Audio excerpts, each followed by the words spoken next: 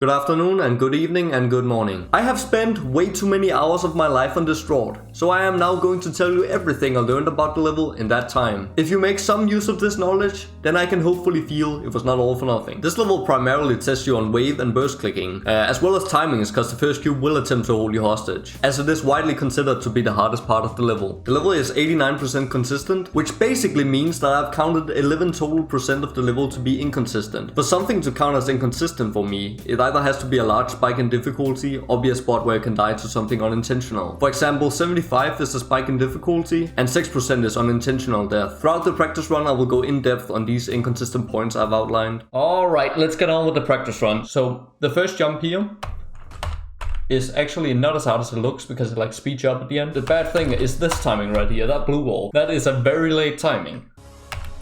And it takes a while to get that consistent. This is a thing that happens very often to me. Is I accidentally hit the third orb as the second one on the last ring here.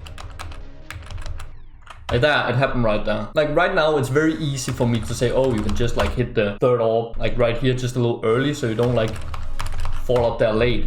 But you know, you're doing this part like so many times, and it's just easy to, you know, accidentally click too fast when you're doing this like in the 500th time, like I did right there, even without intending to do it.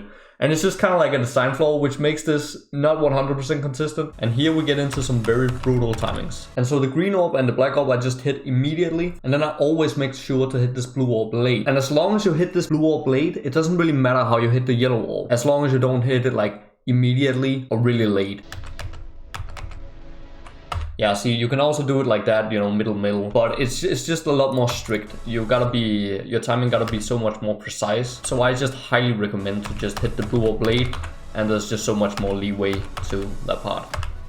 This timing is very brutal, but a thing to keep in mind about it is that the slope goes on for a little bit longer than it actually shows. And that's just what I look for. Like half of my cube needs to be like off the platform before I jump. But the thing with this first cube, like for me, it's by far the hardest part of the level. Some would argue that the last 20% is the hardest, but I think most people is gonna think that the first cube is the hardest one. Because, well, it's 26% of the level, and it doesn't let up on the brutal timings. At first glance, it seems like you would hit those orbs like really fast, but you actually gotta be a little bit slower on them and like kind of hit them in the middle. So, like this. Okay, so these orbs here, you just hit the first two here late, and then the rest of them you can just buffer, or at least like hit them early, because you know you don't want to buffer this one too hard, because then you hit the blue orb here. And so here is probably the second hardest jump in the cube. This one is honest. There's no invisible extended slope here. This is pretty self-explanatory. Don't really have anything to say here.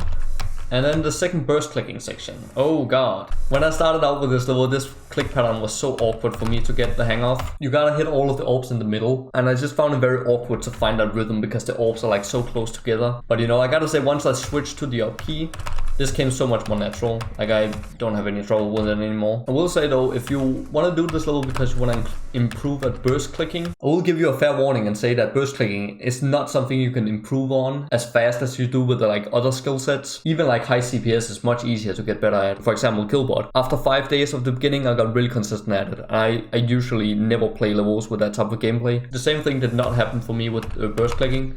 I learned that the hard way, which was why this level took me so long to do. The best tip for improving at burst clicking I can give is just switch to the up key. If you play with the mouse and you're not good at burst clicking, don't expect to see results fast. It's very much like a gradual thing that happens over time. You can definitely get better at burst clicking. It just takes a while. But anyway, that's just how it goes for me. Maybe it's different for you. Like I have no idea. Alright, so when you're first starting to play this level, you will most likely struggle with that pink orb right there. And the thing you gotta do to make that a lot easier to line up is hit the green orb in the middle. Make sure to hit that in the middle, that green orb there. Early, middle. And then here I just wait until I'm at the top of the dash orb. Like I hit it very late because that gives me more height, so I can just do like a very light tap. And the final thing, don't hit this yellow orb right away. It kills you. Like see, you can hit that right away. And the same goes for the dash orb, but that's a little bit more obvious because you gotta like fit in the corridor, you know.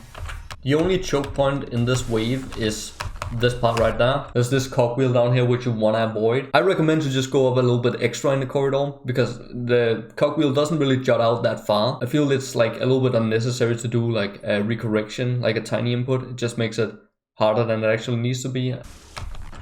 But yeah, that movement right here going up there, like once you get that down, this wave becomes like really consistent. You know, from Eclipsed part, like at 26 or 28, up until Yakob Nugget, which starts at like 65, the level gets very, very consistent. This is like the best portion of the level, I would say, because it's so consistent. Also has some of the best parts, I would say. That being said though, there is this one tiny caveat to it, and it's this jump. Not only does the effects interfere with the timing, you can actually jump too late and not be able to get up in the straight fly.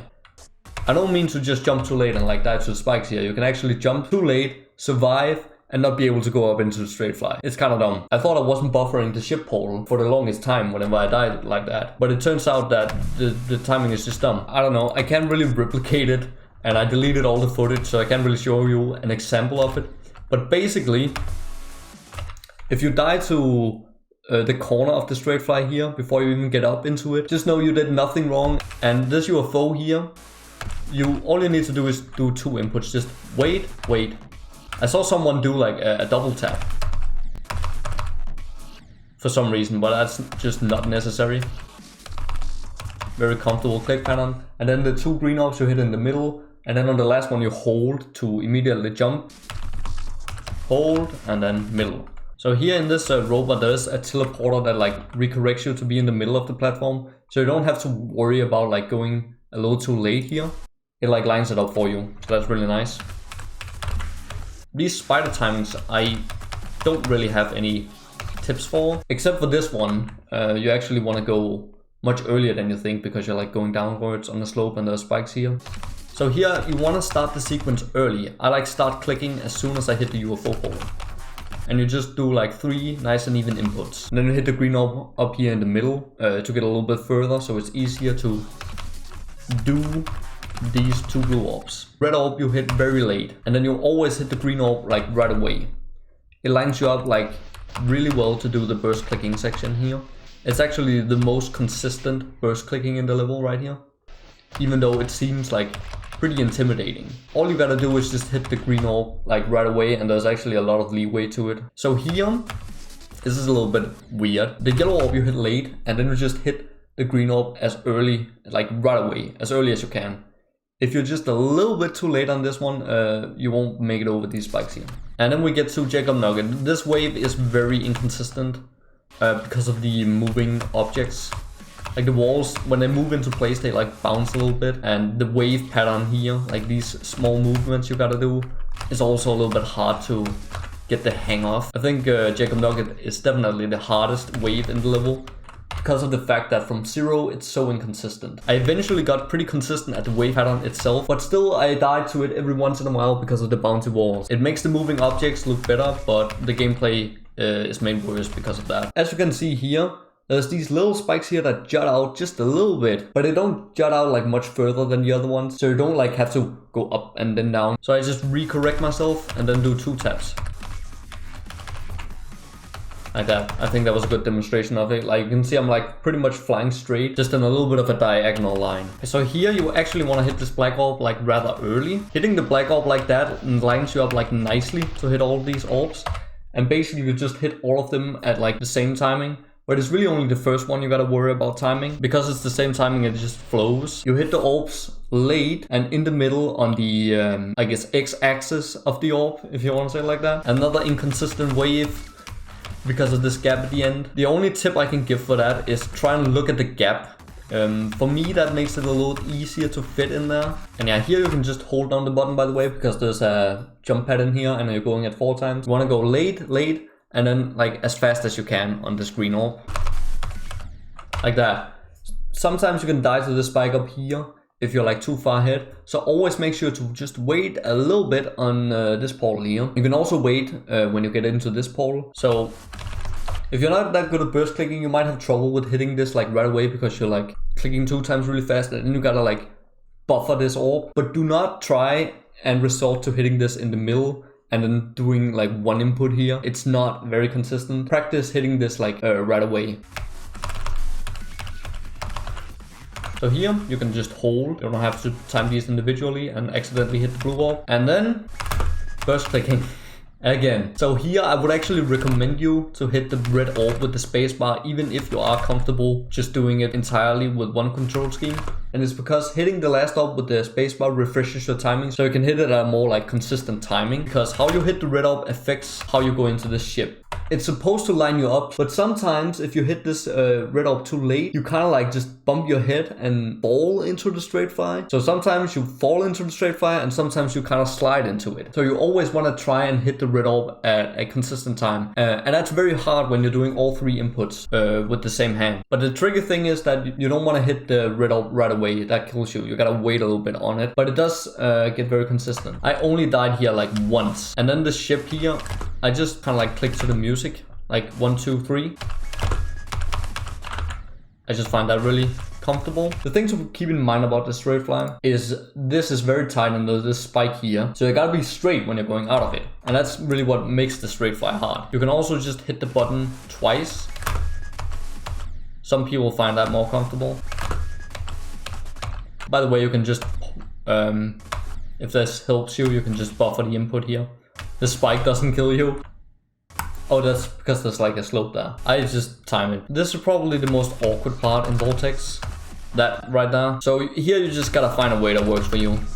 The way I do it is I go in the middle of the platform and then hit all of the orbs early but not right away. One thing I will say though is get in the habit of hitting this green orb in the middle. If you hit it in the middle, you have a much better survival rate. From the angle you're coming from, you can't really go too high, so you might as well just hit it in the middle so you get a little bit extra height.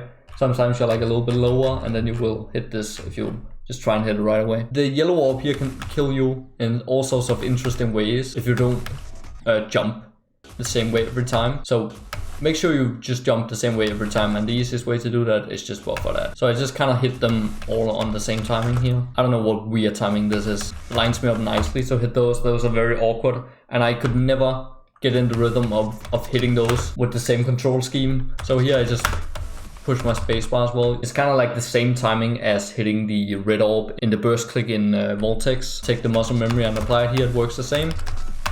And then we get the stupidest orb in the entire level, which is right at the end. So you hit it early without buffering it, like I did there. However, there's a little bug that occurs sometimes where you actually can buffer it and survive. And I think it's because the game skips the frame where you make contact with the saw blade. But the vast majority of times you can't buffer it. So I would highly recommend to just try and hit it early. That being said though, this is still a stupid timing because you're like going at 4 times speed and you ride like off a slope, which gives you like incredible speed. So it's like extremely hard to time this. Also because there's a spike that goes up in the orb. It's just an absolute horrible input. Alright, so here, this is very funny. There's a slope that juts out, an invisible one. So you need to jump earlier than you think. And the way I like to time this jump is there's this little, I guess, line in the slope here. When the front of your cube hits this line, you jump. And at the end here, I just kind of jump when I'm in the center of this like background spike. And then this orb here, you hit early, but not right away. And definitely not in the middle, that's too late. Like see here, this is too late.